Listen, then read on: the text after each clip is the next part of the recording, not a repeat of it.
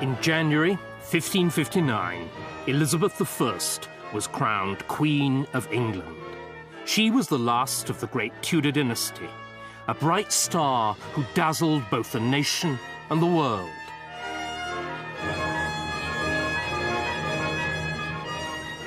The achievement of most stars fades quickly, but Elizabeth has lasted for nearly 4 centuries, and it's easy to see why. She reigned for 45 tumultuous years. Her ships defeated the Spanish Armada and sailed round the globe. In her time, Shakespeare wrote plays and Spenser wrote poems. English noblemen and foreign princes wooed her, but she, the Virgin Queen, made love to that loyalist of audiences, the English people. Elizabeth was one of the daughters of King Henry VIII, but the right of women to succeed to the throne was still in doubt, and her path there would be perilous. Her father would kill her mother, and she would be disinherited. Her sister would imprison her in the Tower and threaten her with execution. Men would love her for her royal status and not for herself. She would be sexually abused by her own stepfather. Most monarchs are handed their crowns on a plate. Elizabeth got hers by cunning and courage.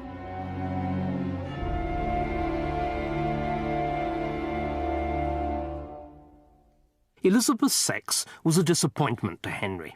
Astrologers had assured him that the baby to be born in September 1533 would be a boy. He already had one daughter, the 17-year-old Mary. What he wanted was a son and heir. But although Elizabeth was a girl, the magnificent christening planned for the longed-for prince went ahead. Every detail had been seen to, down to the brazier to warm the water in the font.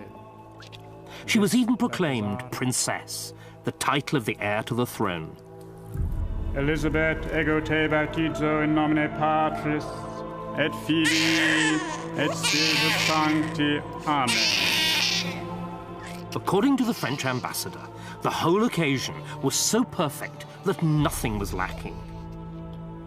Actually, things were far from perfect at Elizabeth's baptism, because Elizabeth was the child of a second marriage, and Henry's second marriage, like many second marriages today, aroused very strong feelings. For instance, the imperial ambassador refused point blank to attend the baptism. He even refused to recognize Anne Boleyn, Elizabeth's mother, as Henry's wife. Instead, he sneeringly referred to her as the whore. And as for little Elizabeth, she was the bastard. Even one of the officiating clergy, when he was asked, had the baby been baptized in hot water or in cold, replied, hot, but not hot enough. Henry divorced his first wife, Catherine of Aragon, because she had not given him a son. But now her replacement, Anne Boleyn, was having her own gynecological problems. After 2 miscarriages, she finally had a baby boy, but it was stillborn. Anne had failed in her principal duty as royal breeding machine. Meanwhile, Henry had fallen in love with another woman, Jane Seymour. For Anne, the end came with terrifying swiftness. She was accused of multiple adultery with 4 of the gentlemen of the king's chamber and of incest with her own brother. All of the accused were found guilty, and Anne herself was executed here on Tower Green on the 19th of May, 1536. Henry showed a single gesture of mercy towards the woman that he'd once loved so much, and her head was removed at a single stroke with a sword, rather than being hacked off with the axe.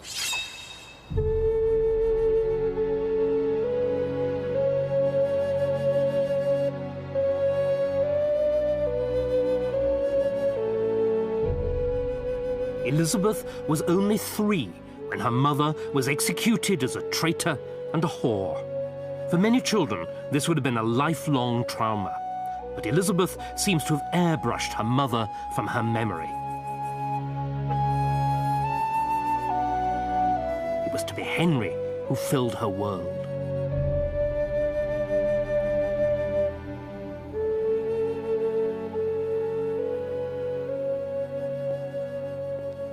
Anne Boleyn's fall marked a major step down in the world for the young Elizabeth. Her parents' marriage was declared null and void. She was now illegitimate and unable to inherit the throne. So, instead of the right high and mighty princess, the Lady Elizabeth, inheritrix of the crown of England, she became the Lady Elizabeth, the king's second bastard daughter.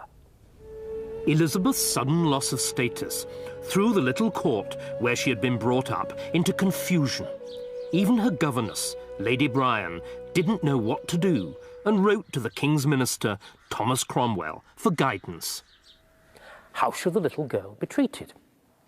By the way, could she please have some more clothes? She'd outgrown absolutely everything she had. But above all, where should she eat? Was she old enough to eat here in the great hall, served on the dais? Or should she continue to eat in her chamber, where it would be easier to keep her away from the rich foods that were so bad for her teeth and her digestion? Whatever her status, no one could forget that Elizabeth was Anne Boleyn's daughter. And it was in order to marry Anne that Henry had broken away from Rome and made himself head of the church in England. It was a revolution, and one of its victims was the monasteries. They were amongst the greatest English landowners.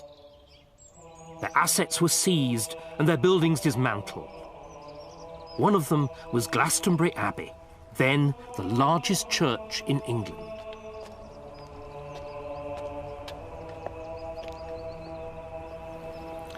When I look out from my church across the other side of the road from these ruins, I'm filled with a feeling or a sense of sadness, a sense of loss, a sense of disbelief to a degree that such destruction could have taken place in a country that was supposedly very religious and Catholic. This abbey here was a place of pilgrimage.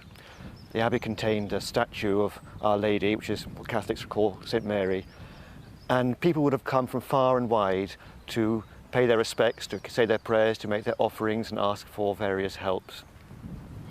Within the space of 9 years from the Reformation, the dissolution of the monasteries, this went from being one of the grandest Catholic churches in this country to pretty well what we see around us today. Hardly one stone on top of another. The damage to the Catholic Church wasn't just physical, it was spiritual too. Out of these ruins would grow a new Protestant faith. Henry's religious revolution would divide his country and his family. Henry had now embarked on his third marriage to Jane Seymour. In just over a year, she gave him the son that he craved. Edward, legitimate and a boy, was now undoubted heir. Edward, quid petis ab ecclesia Dei? Elizabeth, as his half-sister, was no more than a minor royal. She had once been princess herself. Now she was an attendant at her baby brother's christening. Serva mandatum. She also lost her governess to Edward, as Lady Bryan was transferred to look after the young prince. Her replacement was Cat Ashley, a well-educated and devout woman who became very close to Elizabeth.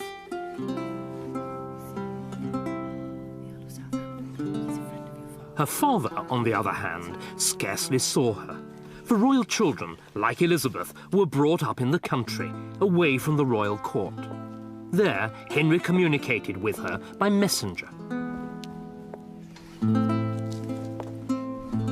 In December 1539, he sent Sir Thomas Wriothesley to convey his Christmas greetings.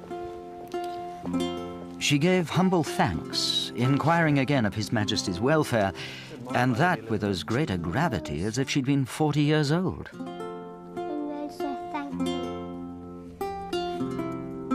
Children in the 16th century had to join the starched and corseted adult world as quickly as possible. They were expected to look like their parents and to behave like them. Even slight misdemeanours were severely punished. One royal tutor advised, never have the rod off a boy's back, and the daughter especially should be handled without cherishing. But Elizabeth was lucky. Her tutors belonged to the new school, which thought that kindness was a better teacher than the cane. But then the young princess was a model pupil, and she studied languages from the age of 4. She became fluent in French, Italian, Latin and Greek. Sur un chevet touffu émaillé de couleurs, d'un million de fleurs. Omente che scrivesti ciò che io vidi. Persuasum est auctoritate maiorum. Cur ita sit? Nihil tu mendoces. But it was how she learned languages that mattered as well. She was taught by the method of double translation.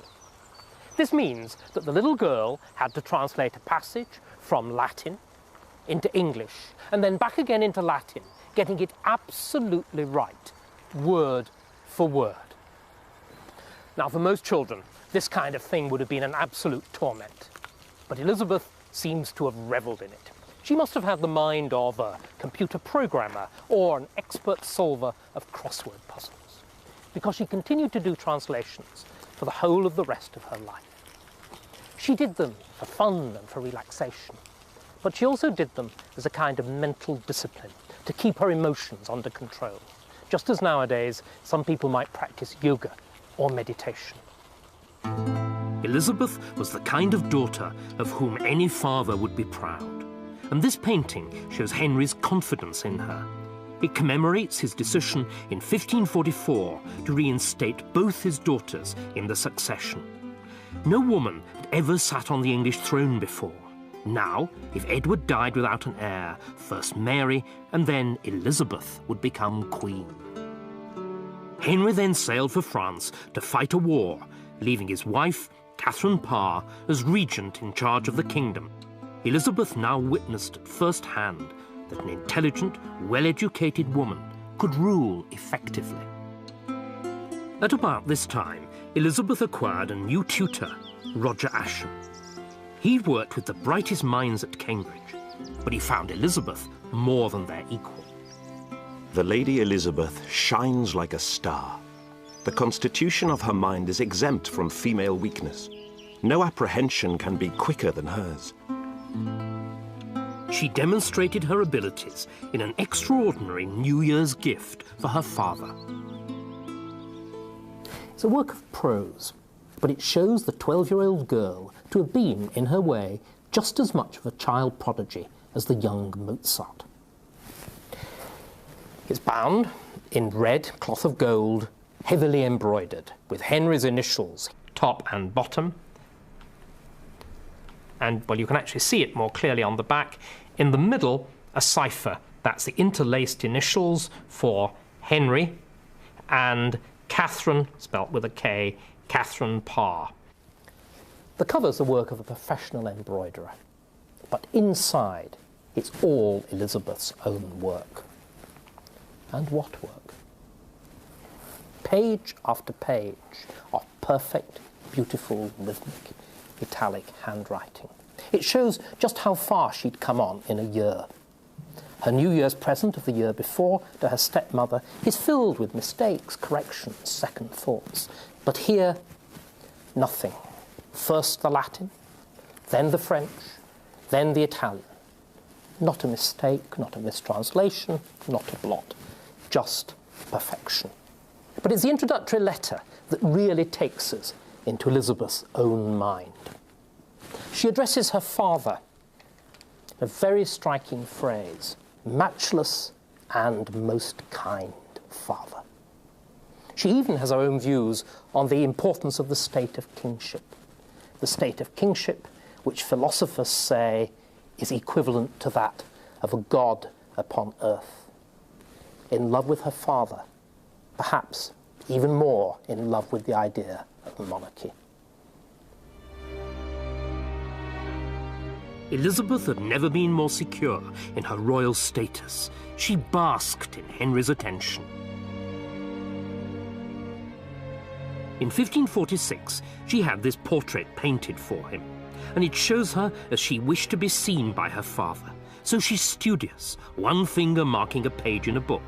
She's pious. The book open on the lectern beside her is certainly the Bible. She is the virtuous Renaissance princess.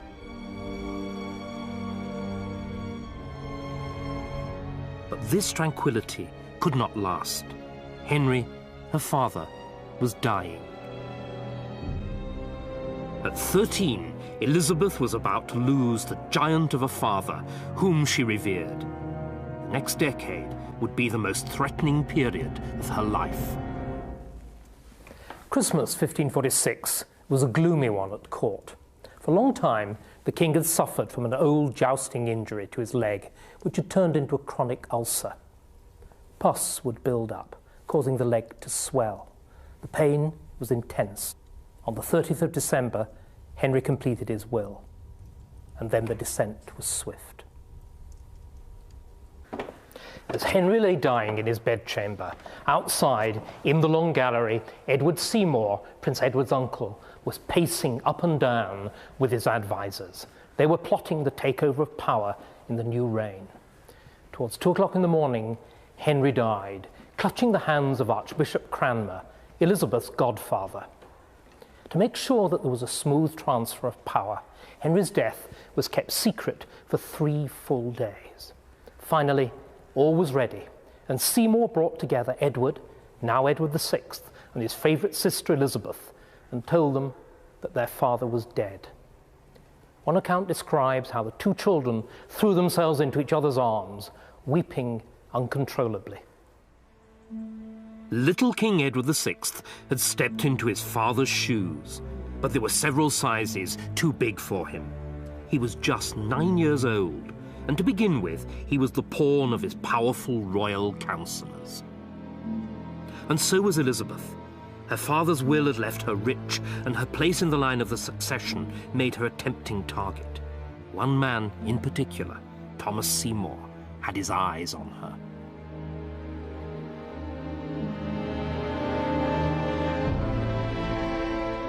The Seymour brothers, as uncles to the young king, were the most powerful family in the land. Thomas, the younger brother, was bitterly jealous of his elder brother Edward, because Edward had made himself Duke of Somerset and Lord Protector. Edward built Berry Pomeroy Castle in Devon, and it's still owned by his descendant, John Seymour. Thomas, I think, was a wonderfully flamboyant and colourful character. Like his brother, he was very ambitious, and he took the most of the opportunities that were presented to him. He was headstrong. I think he probably didn't think a great deal about what was going to happen as a result of his actions, but he was undoubtedly out to favour himself and make the most of his opportunities in his life, which he did. Thomas plotted his advancement to power from his base at Sudeley Castle in Gloucestershire. His first idea was to marry one of Henry VIII's daughters. Either Mary or Elizabeth would have done. But the council vetoed that idea. So Seymour went for the next best thing and proposed to Henry's widow, Catherine Parr. Catherine had already been passionately in love with him even before she married Henry, so she accepted him like a shot. Elizabeth was living with Catherine, so this meant that Seymour wasn't only her stepfather, he was also her guardian. It was a position of trust, which he abused shockingly.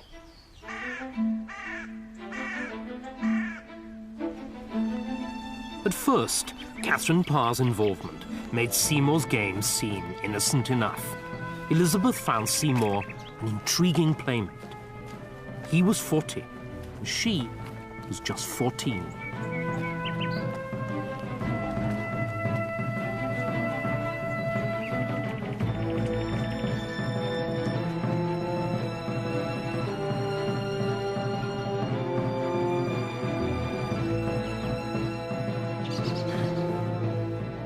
But Seymour saw a relationship with Elizabeth as a means of drawing closer to the throne.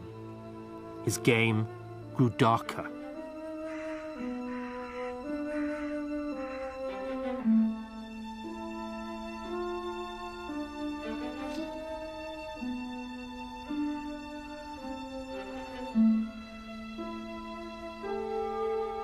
Catherine Parr was deceived by these antics, but Cat Ashley was worried.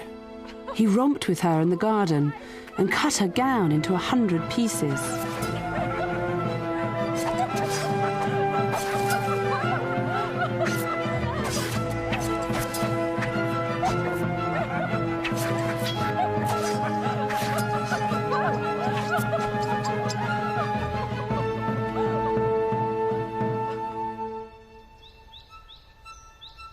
Seymour now got hold of the key to Elizabeth's bedroom. He would come into her room, partly dressed, early in the morning. Sometimes he would tickle her and slap her buttocks.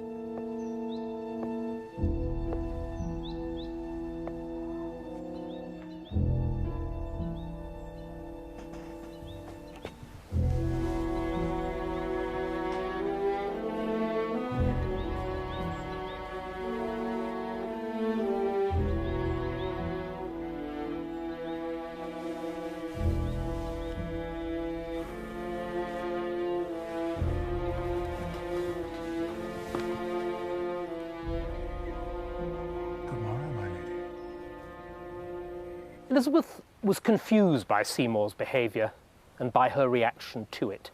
Seymour was a handsome, sexually charged man, and she was flattered by his attentions, but she was also scared by them. So sometimes she behaved as though it was all a game and play hide and seek behind the curtains of the bed. On other occasions, though, Elizabeth would react as though her maidenly modesty had been outraged. She'd get up early and make sure that she was dressed so as to avoid Seymour's attentions.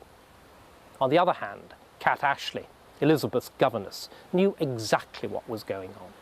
But when she reproved Seymour for risking Elizabeth's reputation, he brazened it out. He'd no intention of stopping his behaviour, he said, because he meant no harm by it.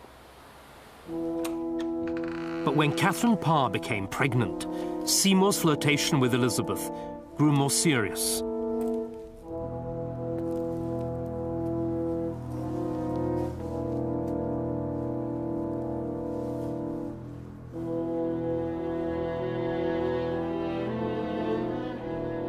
At first, Catherine could not believe what was happening. Finally, she was left in no doubt. My lord. Your Grace. Following a painful interview during which Elizabeth hardly spoke, her stepmother sent her away. It was the last time Elizabeth saw Catherine. When she moved to Sudeley to have the baby, Elizabeth wrote to her, wishing her luck. But Catherine died shortly after the birth of her child, and she was buried here at Sudeley. In her final delirium, all her fears and jealousies about Seymour's behaviour had revived, and with very good reason, because Seymour soon renewed his suit to marry Elizabeth, and this time he had the powerful backing of Cat Ashley. Elizabeth herself, too, was enthusiastic, but she'd the good sense to say firmly that she wouldn't consider the marriage without the backing of the council. Seymour, for his part, hot-headed and impetuous as usual, was too impatient to wait. Thomas was becoming more and more keen to attain some personal power and to further his career, and one way of doing this was to get Edward, the king, the young king, completely on his side. And I think he decided that he was going to actually abduct the king. And as he lived in the neighbouring apartment, it was very easy for him to have conversations and meetings with the young king. And how it happened, I don't think is really clear, but we do know that he was found in the king's apartment with a sword in his hand. the spaniel, one of the many spaniels I think that the young king had, started to bark, and I suppose in desperation Thomas ran it through with his sword, and there was a great kerfuffle and noise, and people burst in and Thomas was arrested. Seymour was charged with treason. His relationship with Elizabeth made her a suspect too. A team of interrogators descended on Hatfield to discover whether she'd been plotting with him. Her closest confidant, Cat Ashley, was arrested and taken to the Tower. Under threat of torture, she described the scandalous events of the previous summer. Her evidence was now used word for word against Elizabeth. Another time at Hanworth, he romped with her in the garden. Romped. And cut her gown, being black cloth, into 100 pieces. And when I came and chid Lady Elizabeth, she assured me she could not strive withal, for the Queen held her, while the Lord Admiral cut the dress. The Queen, suspecting the often access of the Admiral to the Lady Elizabeth, came suddenly upon them, where they were all alone,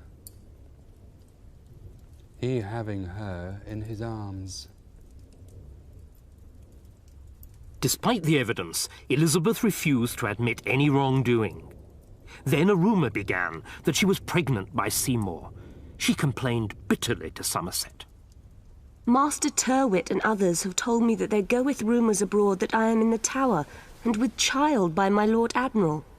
These are shameful slanders. I shall most heartily desire, your lordship, that I may come to the court, that I may show myself as I am.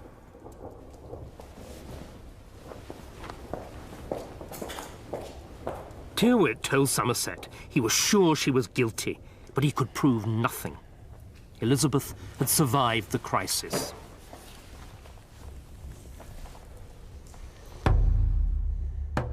But Seymour's guilt was clear. In March 1549, Somerset signed his brother's death warrant, and Seymour was beheaded on Tower Hill. Elizabeth's brush with Thomas Seymour marked a turning point in her young life. It was a brutal initiation into the world of adult politics and adult sexuality.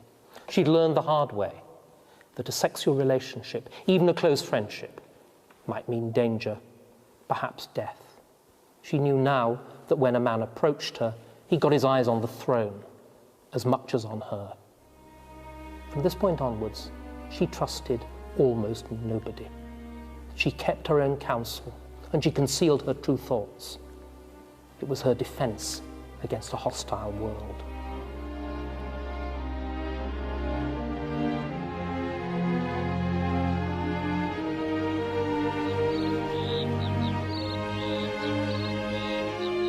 Elizabeth was left alone in the peaceful solitude of Hatfield. Here, she continued her studies. She also indulged a passion for riding and hunting. The clean air and exercise were a welcome antidote to the headaches and sickness that had plagued her during the investigation and would recur throughout her life during moments of stress.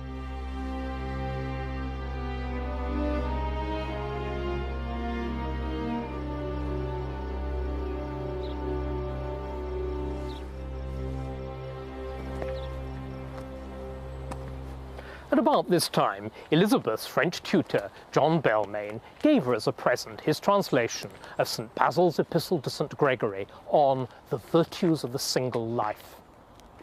The saint's argument was that marriage distracted the soul from the worship of God. Bearing in mind her recent experiences with Thomas Seymour, Elizabeth was well aware of the practical political advantages of celibacy too. It was the same with the rest of the saint's arguments about the need for temperance and sobriety of dress. Elizabeth created a sensation at court by turning up with her hair straight, her face unmade up, and virtually no jewellery. She was rehabilitating herself after the disaster of the Seymour affair by playing the Quaker Maid. There was more to it than just image. Elizabeth was caught up in the new Protestant mood in England. The crosses and candles of the Catholic faith were being stripped from altars everywhere. The new faith had the enthusiastic backing of Elizabeth's brother, the young King Edward. But by 1553, the 15-year-old king was dying of tuberculosis. He was desperate to stop the religious reforms being undone by his Catholic sister Mary, who would succeed under the terms of their father's will. So he excluded her from the succession, because she was a bastard. But if Mary was a bastard, so too was Elizabeth. Instead, Edward chose a Protestant cousin to succeed him, the 15-year-old Lady Jane Grey. Anxiously, Elizabeth waited with her armed followers at Hatfield to see what would happen next. In July 1553, Edward died. Lady Jane Grey was proclaimed queen, and Elizabeth and Mary were denounced as bastards. But Mary was Henry's elder daughter, and in the eyes of the people, she was rightful queen. She was supported by many of England's leading families. Sir Henry Bedingfield, a substantial Norfolk landowner, was one of the first to rally to Mary's banner. His descendant still lives at Oxburgh Hall. Sir Henry, at Oxburgh, gathered together 160 men, armed, as they say, cap à pied. That is to say, with a certain amount of armour, leather jerkins, swords certainly, and I'm sure a few horses. His role was to then take this small group of people to, first of all, Kenning Hall, where other units such as his were joining up to make an army, and then from there to Framlingham, where the army swelled. And they marched from there to London with Queen Mary. Princess Elizabeth joined them en route, and as custom dictated, at the gates of the city of London, they left the army behind, and Elizabeth and Mary rode into the city of London to wild rejoicing and cheers from the crowd. In the face of this overwhelming support for Mary, the opposition collapsed. Lady Jane Grey was later beheaded at the Tower. On July the 19th, 1553, Mary was proclaimed Queen. Her vision was to lead England back to the true Catholic faith. Elizabeth's Protestantism marked her out as a potential enemy. For the first 2 months of Mary's reign, Elizabeth contrived to avoid going to Mass. Finally, Mary issued an ultimatum. Elizabeth was to attend Mass on the 8th of September, the day of the Nativity of the Blessed Virgin. Cornered at last, Elizabeth sought a personal interview with Mary at Richmond. She threw herself on her knees before the Queen, tears streaming down her face. She explained that she'd never been taught the old faith, and please, could she have priests to instruct her? Oh yes, and she would go to Mass. But on the morning, she developed a diplomatic chill and rather spoiled the solemnity of the occasion by complaining loudly of a bad stomachache. Neither Mary nor anyone else was deceived. Well, Mary and Elizabeth had quite different attitudes to their respective religions. Mary, of the old religion, would have had a slightly mechanistic expression of her religion. Not that she wasn't devout and spiritual and prayerful, I'm sure she was all those things, but her religion involved doing things, pilgrimages, saying the rosary, going places, making signs of the cross and so on. For Elizabeth, those things didn't feature at all in her faith. People of a new religion would have been much more Bible-based and would have interpreted the Bible in the light of their own reason and understanding, rather than relying on an authority from Rome telling them what the Bible actually meant. Mary now tried to guarantee the Catholic future of England by marrying King Philip of Spain. But Mary's passionate love for a foreign prince was deeply unpopular, and Philip's envoys were pelted with snowballs. Mary brushed aside the protests.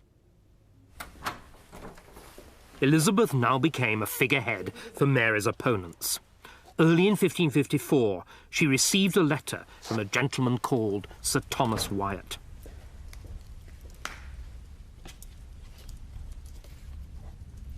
He told her that he intended to rebel to prevent the Spanish marriage.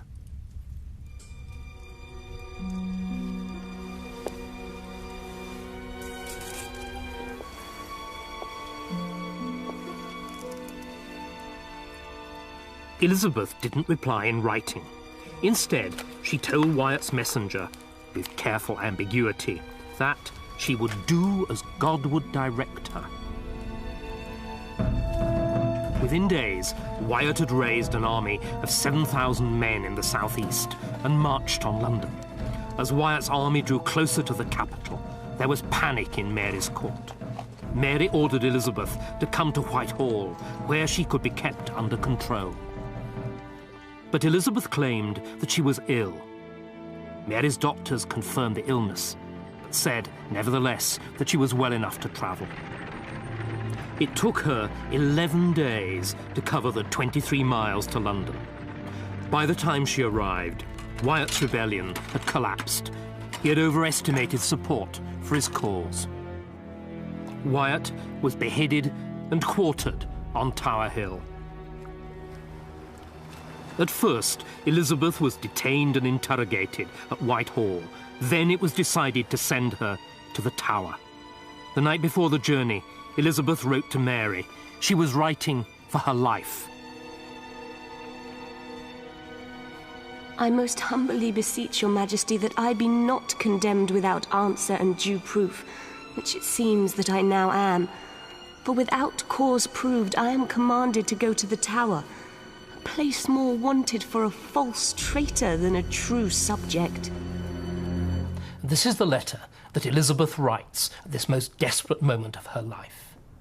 She begins with a fine, firm, clear hand, but gradually, as the pressure of circumstances gets to her, remember, she thought that she'd only days, perhaps even hours, before she was executed. The handwriting becomes looser and more irregular. She makes mistakes, and then she corrects them. But finally, she's run out of things to say and time to say them in, and still she's only a quarter of the way down the second page.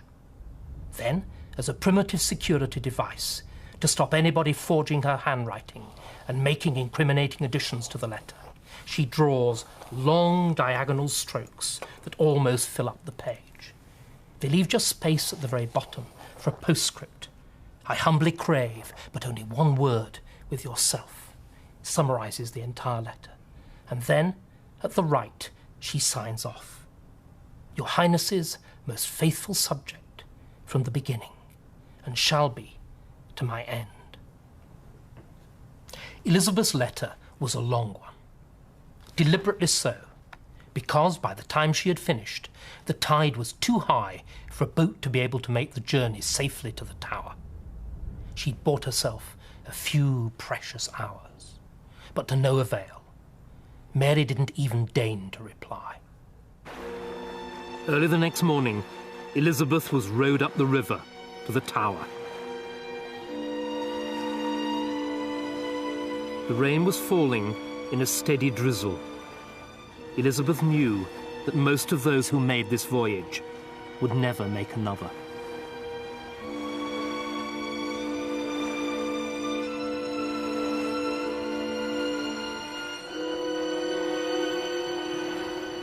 When Elizabeth landed, the river was very high and the steps were very slippery. She found it difficult to keep her feet. She found it even more difficult to control her terror. I never thought to come here a prisoner.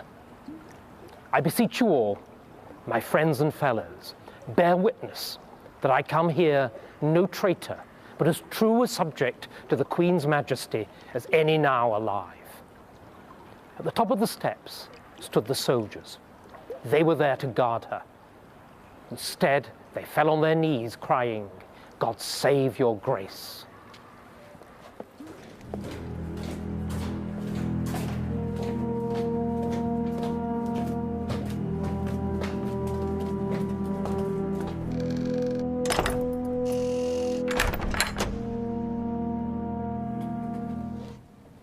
This is the room in the bell tower where Elizabeth is supposed to have been imprisoned. The 8 weeks of her captivity in the tower were the darkest days of her entire life. As so often happened at moments of psychological crisis, she fell ill. She thought constantly of death. After all, she was only a few yards from the spot where her mother had been executed. She prayed to be delivered from the same fate. 2 months dragged by. Still, there was no word from Mary. Elizabeth could only expect the worst. On the morning of the 19th of May, 1554, Sir Henry Bedingfield, Mary's staunch supporter, arrived at the Tower with 100 men.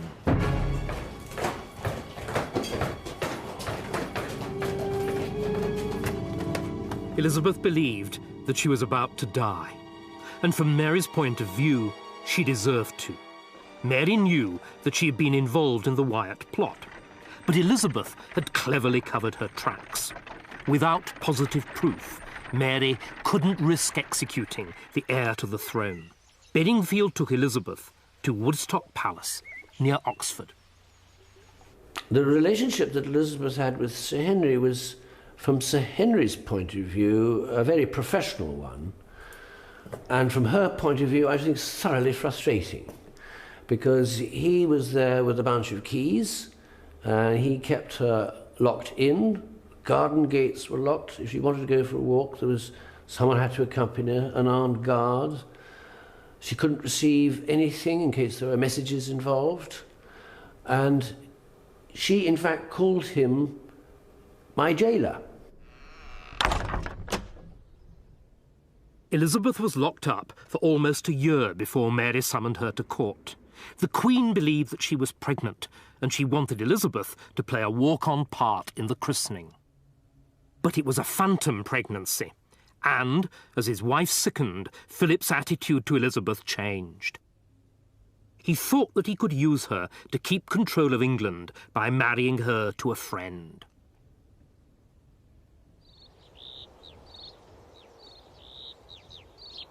In the autumn of 1555, Elizabeth got Mary's permission to leave court and to come here to the peace and security of her country estate at Hatfield. She wanted to escape the court with its poisonous atmosphere of intrigue and surveillance. But she also wished to put a metaphorical distance between herself and the actions of Mary's government, because that summer the burning of Protestants had really got underway.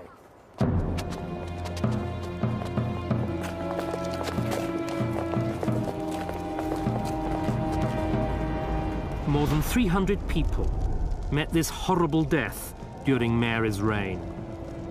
A few were lucky. Kind executioners would tie bags of gunpowder to their legs to finish them off quickly. Most roasted alive. Every death created a martyr for the Protestant cause. Making England Catholic wasn't going to be easy.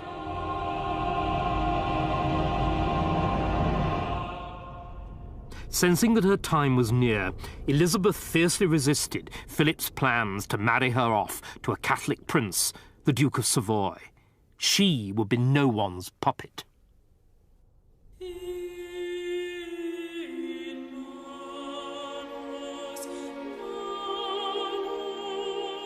Mary was dying, but still she resisted naming Elizabeth as her successor.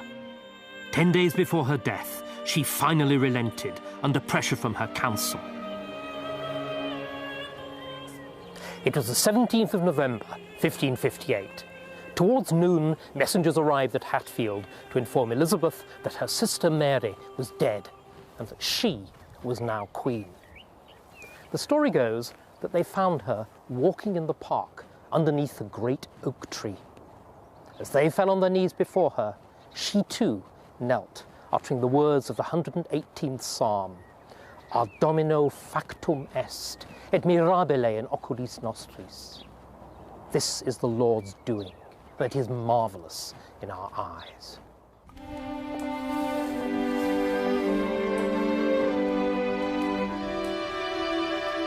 The Spanish ambassador, de Feria, told Elizabeth she owed her throne not to the Lord, but to King Philip. Elizabeth would have none of it. She is a very vain and clever woman. She puts great store by all the people who put her in her present position, and she will not acknowledge that your majesty or the nobility of the realm had any part in it. She is determined to be governed by no one. On Wednesday, the 23rd of November, Elizabeth rode through these great gates of the Charterhouse in London to take possession of her capital. Her journey from Hatfield had turned into a triumphal progress. She was accompanied with a great train of 1,000 lords, ladies and gentlemen, and vast cheering crowds greeted her arrival. Elizabeth consulted the astrologer Dr. John Dee before choosing Sunday, the 15th of January 1559, for her coronation. The Queen walked along lengths of blue cloth from Westminster Hall to the entrance to Westminster Abbey. The crowds behind her fell on the cloth, cutting off pieces as souvenirs.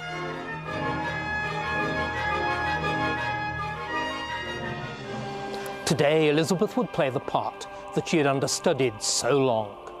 And in what a setting.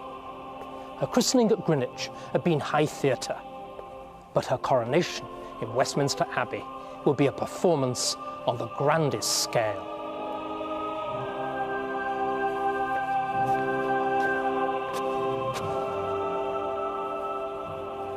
First, Elizabeth was acclaimed by the people and swore the oath. Next, her outer robes were removed and she knelt solemnly for the anointing. Bishop Oglethorpe anointed her in the 7 traditional places, on the shoulder blades, on the breasts, on the palms of the hand, and finally on the crown of the head. Then she was enthroned.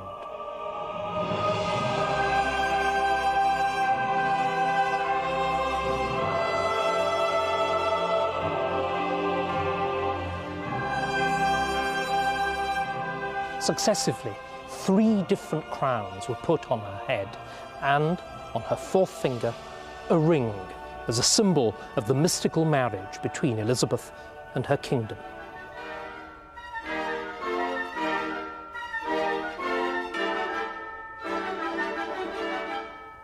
Tradition, mystery, and symbolism had made her Queen of England as fully and completely as any of her predecessors had been king.